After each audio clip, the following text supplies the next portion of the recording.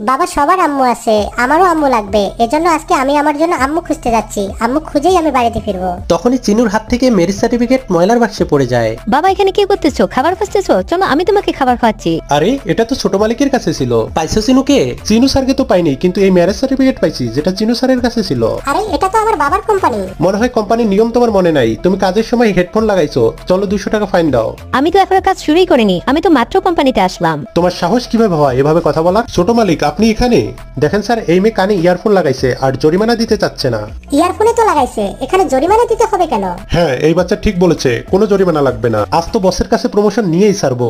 আরে এটা কি হলো, বসের ইম্পর্টেন্ট চার্ট নষ্ট করে দিলাম। এর পুরো দোষ যাতে এনির কাঁধে যায়, এজন্য কার্তিক ফাইলের সাথে চার্ট অ্যাটাচ করে দিল। তোমার দিদিকে বলে দাও বসের কেবিন থেকে প্রজেক্ট ফাইল নিয়ে আসতে। এটা শুনতেই চিনু নিজেই প্রজেক্ট ফাইল নিয়ে আসার জন্য চলে যায়। তুমি চার্ট ছিঁড়ে ফেলেছো? আমি সিঁড়ি নাই। তোমার সাহস কিভাবে হয় আমার ছেলের ওপর মিথ্যা দোষ